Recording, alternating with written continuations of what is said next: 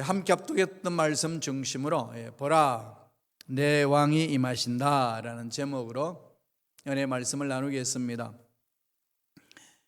오늘 말씀은 예루살렘에서 일어날 일들, 왕이 예루살렘에 임하신다, 그 예언에 대해서 하시는 말씀입니다. 지금은 교회 원력을 보면은, 교회력으로 보면은 대림절이라고 그럽니다. 4주간 지킵니다. 예수님 오심을 기다리는, 이 땅에 오심을 기다리는 그런 절기입니다. 그뿐만 아니라 다시 오실 예수님을 기다리면서 마음을 정리하고 다짐하고 주를 향하여서 헌신하겠다고 결심하는 그 절기를 지키는 계절입니다. 이 시간에 우리 하나님 주신 말씀은 왕이 임하신다는 겁니다. 어디에? 예루살렘에. 그렇게 예언하고 있습니다. 이 예루살렘의 놀라운 역사죠. 우리 지난 시간에는 미가 선지자가 예수님이 베들레헴에 탄생하실 것이라고 예언하신 말씀, 이 땅에 왕으로 오신다는 것이죠. 그 왕이 이젠 공생이 시작하시면서 예루살렘에 입성하실 것이라는 것, 그 놀라운 역사를 말씀을 하고 있습니다. 이 예루살렘은 이스라엘 역사에서도 중요하고 우리 신앙생활에도 너무나도 중요한 지역이고 영역입니다. 최근에 2017년 12월 6일에 미국 대통령 트럼프 대통령이 미국 대사관을 텔아비브에서 예루살렘으로 옮기겠다 그렇게 선포를 했습니다. 곧 그것은 무엇을 말할까요? 이스라엘의 수도는 예루살렘이다, 이게 인정하는 거죠. 예루살렘 중심으로 이스라엘 나라가 이젠 다시금 새로운 일을 하기 위하여 준비하고 있다는 것을 선언해 주는 겁니다. 이것은 이 역사에 대한 선포는, 역사적인 이 선포는 정치적인 뿐만 아니라 하나님의 놀라운 섭리의 역사, 신앙적인 차원이 담겨 있습니다. 바벨론 포로로 끌려가고 나서 이스라엘 예루살렘은 완전히 멸망받았습니다. 속국이 되었어요. 그래서 바벨론 페르시아한테 넘어가고, 페르시아는 그리스에게 넘어가고, 그리스는 로마한테 넘어가고, 로마가 평정할 그 당시에 예수님이 베들레헴으로 태어났습니다. 나라가 없었던 거죠.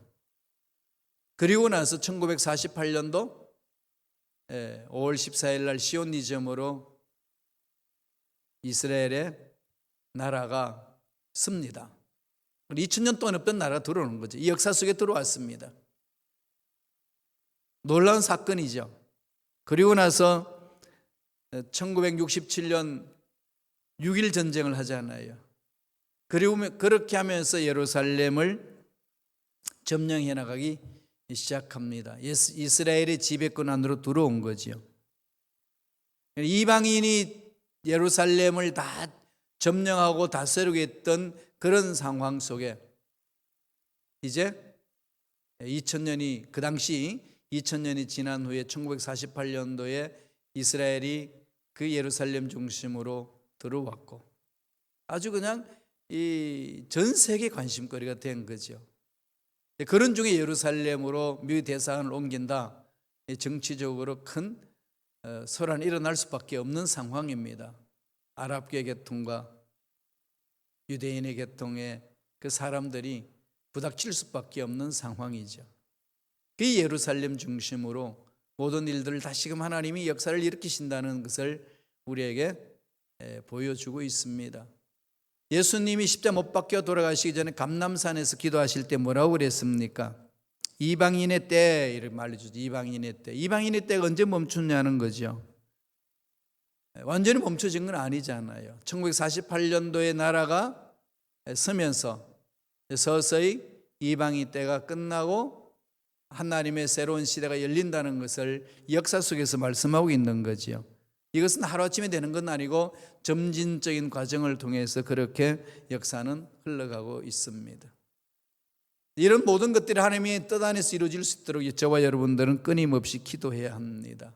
그 예루살렘, 오늘 본문은 예수님이 나귀를 타고 이 예루살렘 입성하실 것이라고 예언을 합니다. 왜 이렇게 나귀를 타고 예언하실까요? 이미 예언자들 통해서 예수님은 나귀를 타고 예루살렘 입성하실 거라는 거죠. 메시아로 오신다는 겁니다. 그럼 메시아가 이 땅에 오셔서 하실 일이 무엇일까요? 그것을 구체적으로 설명하는 내용이 읽었던 본문의 말씀입니다. 먼저 스가랴 9장 9절 한번 볼까요? 스가랴가 이렇게 말합니다. 시온에 따라 크게 기뻐할지어다. 예루살렘에 따라 즐거이 부를지어다. 보라, 내 왕이 내게 임하시나니 그는 공의로우시며 구원을 베푸시며 겸손하여서 나귀를 타시나니 나귀의 작은 것 곧 나귀 새끼라.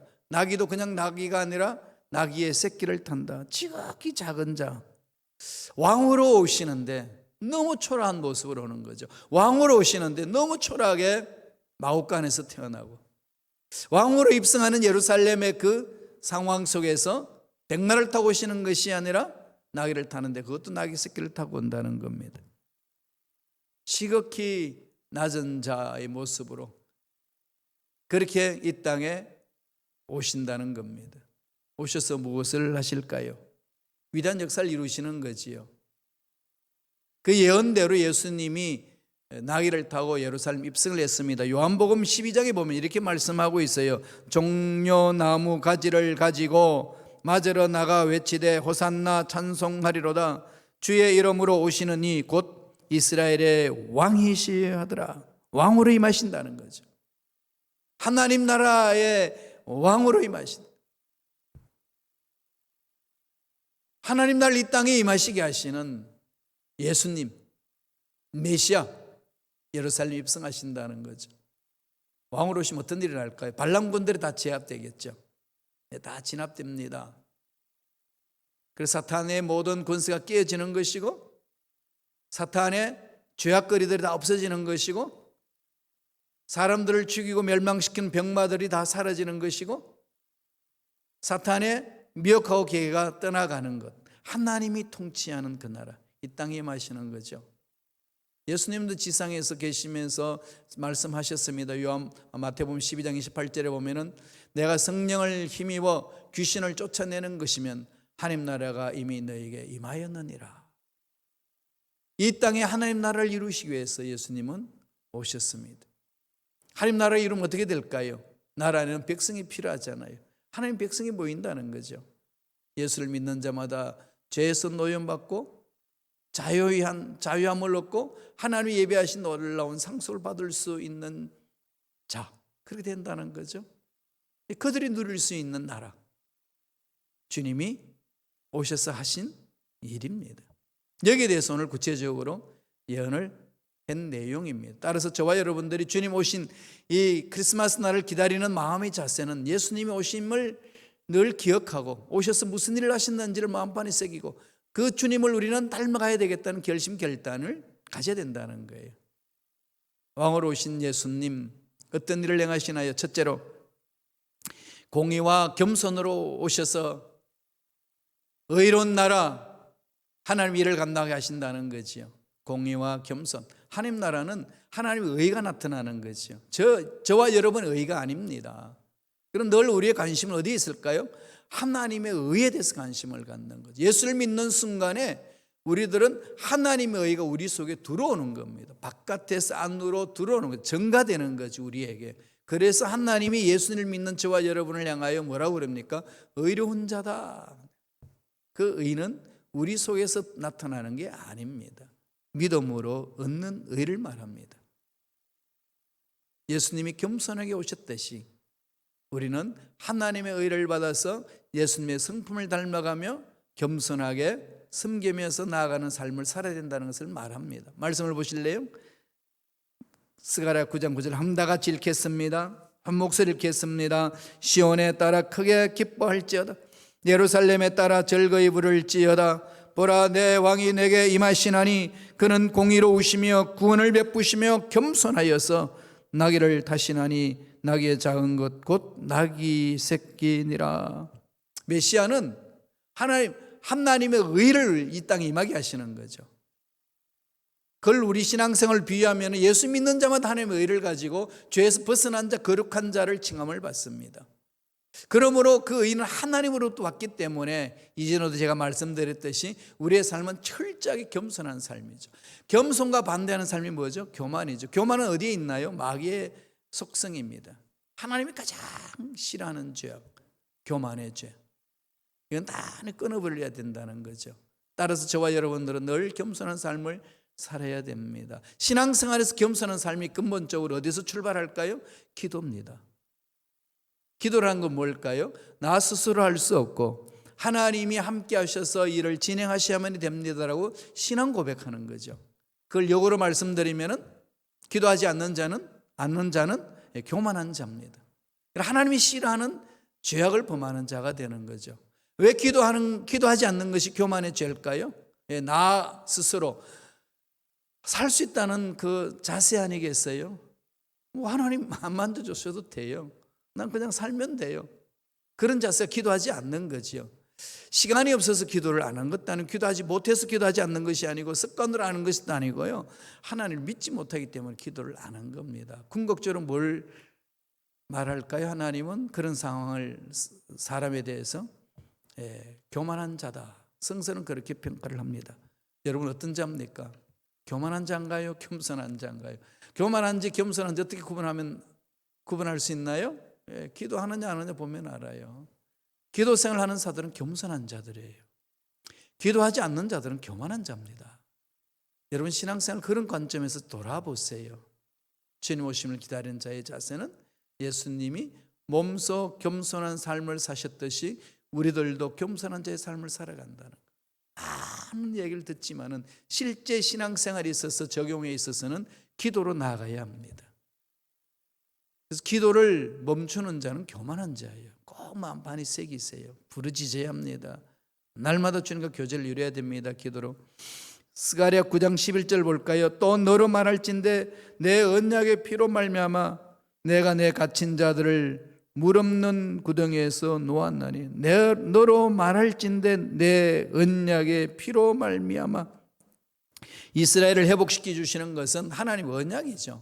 그래서 저와 여러분들이 이 어려운 상황이 있고 문제가 있어도 담대하게 나갈 수 있는 것은 하나님의 언약을 붙들고 갈 수 있기 때문에 담대한 거 아니겠어요?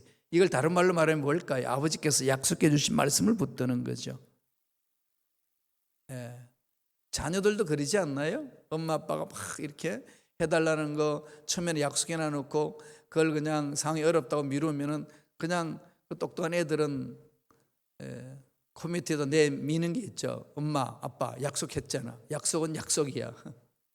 약속은 약속이야. 그러면은 참 부모로서 꼼짝달싹 못한 그런 상황에 놓일 때 있지 않나요? 하나님의 역사는요 언제나 약속에서 이루어지기 때문에 저와 여러분들은 앞에 나갈 때 약속의 말씀을 붙들어야 돼요. 언약신앙이 그렇게 중요한 겁니다. 약속의 말씀을 위해 서는 자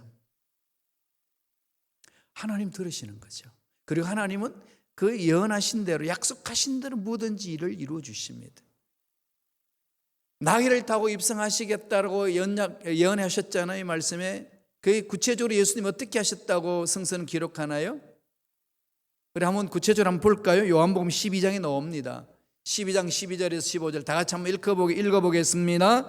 그 이튿날에는 명절에 온 큰 무리가 예수께서 예루살렘으로 오신다는 것을 듣고 종려나무 가지를 가지고 마주로 나아가 외치되 호산나 찬송하리로다 주의 이름으로 오시는 이 곧 이스라엘의 왕이시여 하더라.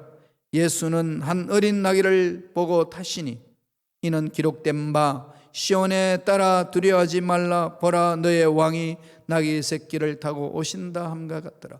그러니까 하나님의 역사는 그냥 시끌벅글하게 그냥 막 이루는 게 아니고 만약에 어떤 일을 만들어서 하는 게 아니고 조용하게 찾아오시죠. 조용하게 스며듭니다. 아무 일이 없는 것 같았는데 그게 어마어마한 핵폭탄 같은 능력이 권세가 나타나는 거죠. 베들레헴 마구간에 어린 아이가 태어나는 그 사건 세상을 뒤집어 놓는 사건이잖아요. 예수님이 나귀를 타고 초라한 모습으로 예루살렘에 입성했던 그 사건 하나님의 구속의 역사를 완성시키는 그 일의 과정으로 임재하시는 거 아니겠습니까? 우리는 그분을 기다리는 거죠. 크리스마스를 기다리는 이 계절에는 그분이 거의 큰 일을 행하셨다는 것을 마음판에 새기고 우리는 그분을 기다리는 겁니다. 왕으로 오신 분. 내 마음의 왕으로 모시고, 우리 가정의 왕으로 모시고, 교회 공동체 왕으로 모시고, 이 사회도 왕으로 오실 수 있도록 다스리게 하시는 거죠. 공의롭게 하십니다. 의가 드러나게 하는 거죠. 그 다스리는 방법은 겸손함입니다. 하나님의 나라는 겸손함으로 일을 하는 거예요. 신앙생활에 꼭 명심하세요. 겸손함. 그게 구체적으로 우리 신앙생활에 어떻게 나타나는 거죠? 기도함으로. 다시 한번 말씀드리면 기도하지 않는 자는 겸손한 자가 아니에요. 그걸 꼭 명심하셔야 합니다. 두 번째로, 왕으로 오신 예수님 어떻게 오신다고 말씀하시나요? 화평으로 오시죠. 샬롬으로 오십니다. 샬롬이에요. 하나님이 임재하는 그곳에서는 의가 드러남이고 겸손함이 있는 거죠. 하나님을 높이고 하나님을 찬양하는 것. 그리고 그 속에 뭐가 있나요? 샬롬으로 있습니다. 신앙생활은요, 샬롬이에요. 예수 믿는 저와 여러분들 어떤 상황이 있든지 마음에는 샬롬이 자리 잡는 거예요. 화평함으로. 하나님과 우리의 관계가 예수 그리스도 십자가로 인해서 다 허물어졌습니다. 담이 허물어진 거죠. 십자가로서 다 허물어지고 하나가 되게 하셨습니다. 화평한 자가 되게 한 거죠. 화목한 자가 된 거죠. 하나님과 우리의 관계가 화목되면 나와 내 자신에 대해서도 화목의 관계가 이루어지는 거고, 나와 너의 관계도, 나와 우리의 관계도, 나와 이 생태의 관계도 화목해지는 거죠. 이것만 실천했더라면요, 이 지구촌에 오늘날 같은 코로나19 팬데믹은 일어나지 않았습니다. 이 화목 관계를 다 깨버린 거잖아요. 하나님 관계 깨버렸죠. 나와 너의 관계 깨버렸죠. 탐욕이 판을 치게 만들었죠.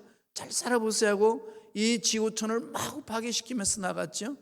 자연 속에 임해야 될, 자연 속에 있는 동물들이, 자연 속에 살아야 될 그 동물들이, 인간들이 마구 짓밟고 쳐들어오니까 그 자연 속에 있어야 될 동물들이 인간 세계로 들어오게 되고, 바이러스들도 살기 위해서 숙주를 찾아 인간 세계로 들어온 것이 오늘 팬데믹의 현상입니다.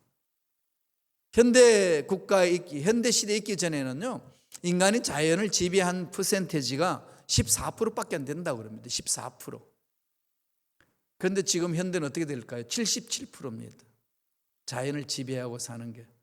그러니까 자연 속에서 함께 더불어 살았던 그 바이러스들이 살 길을 찾아서 인간 세계로 들어오는 거예요. 그럼 지금 우리들은 뭘 해야 될까요? 다시 돌아가야 합니다. 하나님이 이 상황 속에서 뭘 하기로 원하시는지 물어보고 우리 삶을 돌이켜야 돼요.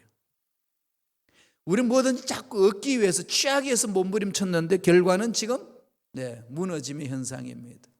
그럼 지금 어떻게 될까요? 놓아야 돼요. 비워야 합니다.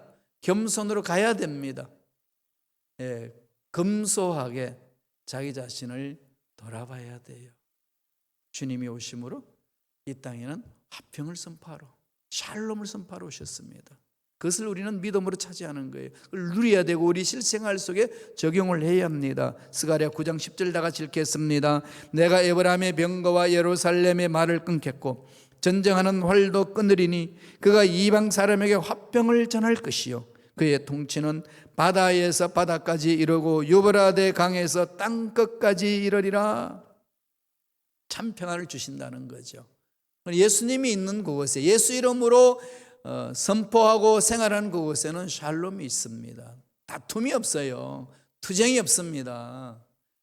거기에서 서로 싸움이 없다는 거죠. 오늘날 현대교회 공동체는 내 편, 네 편 나누면서 싸움이 있습니다. 왜 그럴까요? 예수 중심으로 서지 않기 때문에 그런 거 아니겠습니까? 회개하고 돌아서야 되는 거예요. 스가랴 9장 11절 12절 이렇게 말씀합니다. 또 너로 말할진대 내 언약의 피로 말미암아 내가 내 갇힌 자들을 물 없는 구덩이에 놓았나니 갇혀 있으나 소망을 품은 자들아 너희는 요새로 돌아올지니라. 내가 오늘도 이르노라. 내가 내게 갑절이나 갚을 것이라. 언약의 피로 갇힌 자들을 다 풀어주시는 거죠. 예수님의 십자가 은혜는 그런 권세가 있습니다. 따라서 교회 공동체의 일은 뭘까요? 세상이 줄 수 없는 것을 선포하고 드러내는 거죠. 그게 뭐죠? 이런 권세가 나타나게 하는 거예요. 예수 그리스도 이름의 권세가 나타나는 것이 교회 공동체입니다. 그런데 우리 교회 공동체 자꾸 세상을 따라가려고 그래요. 그래서는 안 됩니다. 가장 본질적으로 가야 돼요. 예수 그리스도 이름의 권세가 드러나는 것, 하나님의 능력이 나타나는 것, 예수님이 주인 되게 하는 것, 그 속에 샬롬이 있는 것이고 하나님의 위대하심이 임재하는 것이고 마귀가 쫓겨나가는 것이고 병이 치유받는 것이고 문제가 해결받는 그 하나님 나라를 체험하는 것입니다. 그게 신앙생활이에요. 여기에 여러분 집중해야 됩니다. 가정에서도 마찬가지예요. 말씀은 이렇게 이야기합니다. 스가랴 9장 15절, 만군의 야훼께서 그들을 호위하시리. 그들이 원수를 삼키며 물맷돌을 밟을 것이며 그들이 피를 마시고 절거히 부르기를 술 취한 것 같이 할 것인즉 피가 가득한 동이와도 같고 피 묻은 제단 모퉁이와도 같을 것이라. 하나님이 다 해결해 주신다는 거죠. 하나님께서 보상해 주신다는 겁니다. 하나님께서 보살펴 주신다는 거죠. 원수를 삼켜버리고 물맷돌을 밟을 것이라는 겁니다. 우리를 공격해왔던 그 모든 악한 것들의 계획을 다 단절시키겠다는 거예요. 따라서 우리의 모든 문제를 해결해 줄 수 있는 분, 예수 그리스도 메시아로 오신 그분을 바라봐야 된다는 거죠. 여기 집중해 나가야 됩니다. 마지막으로 왕으로 오신 주님 어떻게 우리에게 약속해 주십니까? 우리를 보석처럼 아름답고 형통하게 하신다. 이 말씀 마음번에 좀 새깁시다. 힘들고 어려운 이 상황 속에 예수로 인하여서 우리는 형통한 삶을 산다는 거죠. 여러분이 형통한 삶에 대해서 잘 이해를 하셔야 돼요. 인간적인 가치관 기준에서 형통하다, 형통하지 않다 이렇게 보시면 안 됩니다. 하나님의 관점이에요. 악한 마귀들을 쫓아버리고 마음의 샬롬이 임하는 것이고 하나님이 이 역사를 완성시킬 것이라는 약속의 말씀을 붙드는 자에게 찾아오는 은혜예요. 말씀은 우리에게 이렇게 강조합니다. 스가랴 9장 16절입니다. 다 같이 읽겠습니다. 이 날에 그들의 하나님 야훼께서 그들을 자기 백성의 양떼같이 구원하시리니 그들이 왕관의 보석같이 야훼의 땅에서 빛나리라. 야훼의 능력이, 야훼의 은혜가, 예수 그리스도의 권세가 높이 나타난다는 거지요. 그래서 우리는 세상에 빛이 되고 소금의 역할을 감당하는 거 아니겠어요? 그러려면 저와 여러분 어떻게 해야 되겠어요? 이 은혜를 듬뿍 체험하셔야 돼요. 왕으로 오신 예수님, 내 마음의 왕이 되어 주시옵소서. 우리 가정의 왕이 되어 주시옵소서. 우리 교회의 왕이 되어 주시옵소서. 다스려 주시옵소서. 인간의 방법으로 해결할 길 없습니다. 하나님이 만져주시면 되는 거 아니겠어요? 그분을 주인으로 왕으로 모셔드린 겁니다. 그걸 기억합시다. 그걸 꼭 마음판에 새기고 주위 사람에게 그 놀라운 은혜와 사랑을 전해야 됩니다. 결론적으로 이렇게 말합니다. 스가랴 9장 17절 다 같이 큰 목소리 읽겠습니다. 그의 형통함과 그의 아름다움이 어찌 그리 큰지 곡식은 청년을 새 포도주는 처녀를 강건하게 하리라. 형통함과 아름다움이 매우 크다는 겁니다. 이 곡식과 포도주는 뭐죠? 예, 평화와 번영을 상징하는 용어잖아요. 주님이 오셔서 그렇게 무너져가는 마음이 회복이 되는 거죠. 이 세상이 정말 더 이상 어떤 희망이 없을 것만 같았는데 그분이 오심으로써 희망으로 넘쳐나는 거죠. 여기 집중하라는 겁니다. 따라서 예수 그리스도와 더불어 살아가는 저와 여러분의 인생은 보석과 같은 인생이요, 하나님이 주시는 그 형통한 인생이 된다는 겁니다. 굉장한 복이지요. 이걸 날마다 이렇게 묵상하며 나아갈 때에 우리 인생에 필요한 것 하나님 채워주시고 약한 것 강하게 만들어주시고 병든 것 치료해 주시고 앞길 막힌 것 뚫어서 갈 길을 열어주시는 하나님 은혜가 임할 줄로 믿습니다. 깊이 묵상해 봅시다. 출애굽할 때 이스라엘 백성들을 하나님이 어떻게 이끌어 주셨는지. 전 요새 이 홍해 앞에 놓여 있는 이스라엘 백성들의 모습을 바라보면서 오늘날 우리들이 지금 사면초가에 당하고 있는 그 모습과 너무 동일하지 않는가 그렇게 묵상을 합니다. 돌아갈 수도 없고 옆으로 나갈 수도 없고 앞으로 갈 수도 없습니다. 앞에는 홍해가, 양옆에는 산이, 뒤에는 정예부대 애굽의 군사들이 쫓아오고 있습니다. 정말로 동안에 든 쥐 아니겠습니까? 꼼짝달싹 할 수 없는 상황, 완전히 우겨섬을 당합니다. 어찌할 바를 모릅니다. 어떻게 하겠어요? 이럴 때 할 수 있는 길이 딱 한 가지밖에 없지 않나요? 하나님이 만나 주셔야 돼요. 하나님이 뚫어 주셔야 돼요. 하나님이 열어 주셔야 됩니다. 그 왕을 모시라는 거죠. 모세의 행역에 뭐가 있겠습니까? 오직 하나님의 음성을 듣고 순종하는 것밖에 없지 않나요? 하나님을 왕으로 모시고 그분이 말씀한 대로 따라가는 거죠. 그럴 땐 어떤 역사가 일어나나요? 우리 너무 잘 알듯이 홍해 속에 숨겨놓은 그 길을 보여주시고 가게 하십니다. 코로나19 팬데믹 현상 속에서 여러 가지 어렵습니다. 생활에도 어렵고 사람과의 만남에도 어렵고 교회 공동체 신앙생활 하기도 어렵고 직장 다니기도 어렵고 사업하기도 어렵고 그러다 보니까 경제생활이 너무나도 열악하고 힘듭니다. 막막해질 수 있어요. 이럴 때 왕으로 오신 주님을 내 인생의 주인으로 모시고 가는 자 반드시 이스라엘 백성들이 홍해를 갈라놓고 건너게 하신 그 은혜 체험할 줄로 믿습니다. 오늘 스가랴 9장 12절은 이렇게 말씀합니다. 같이 읽어볼까요? 갇혀 있으나 소망을 품은 자들아 너희는 요새로 돌아올지니라. 내가 오늘도 이르노라.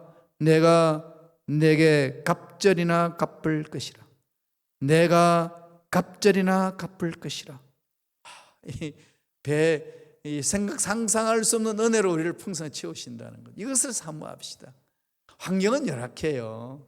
문제는 쌓여 있습니다. 앞날에 장애물은 있어서 나를 그냥 꼼짝달싹 알지 못하도록 만들 수 있습니다. 그럴 때마다 그 문제나 환경에 주눅당하지 마시고 그보다 더 크시고 위대하신 왕 되신 주를 바라보시면서 내 인생 전체로 그분께 맡기고 그분으로 인하여서 주님으로 인하여서 모든 문제를 극복하는 저와 여러분 되시기를 바랍니다. 여러분 마음에 누가 주인입니까?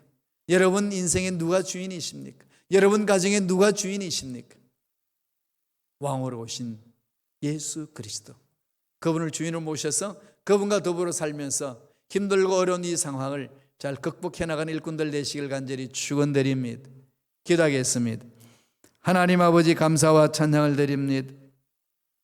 오늘 우리에게 귀한 생명을 허락하여 주시고 하나님의 놀라운 은혜를 함께 해주시니 감사합니다. 말씀에 쓰기를 원합니다. 말씀에 순종하기를 원합니다. 상황이 힘들고 어렵고 문제가 있단다 할지라도 왕으로 오신 주를 바라보고 주님을 주인으로 모시고 믿음으로 전진해 나감으로 모든 문제에서 벗어나고 모든 장애물을 극복하고 승리하는 주님의 귀한 일꾼들 되기를 원합니다. 믿고 구하는 자 만나주시고 역사하여 주시고 홍해를 가르셔서 이스라엘 백성들을 갈 길을 보여주시고 열어주신 하나님 능력을 체험하기를 원합니다. 강하게 역사하여 주시옵소서. 감사하고 예수님 이름으로 기도드리옵나이다. 아멘.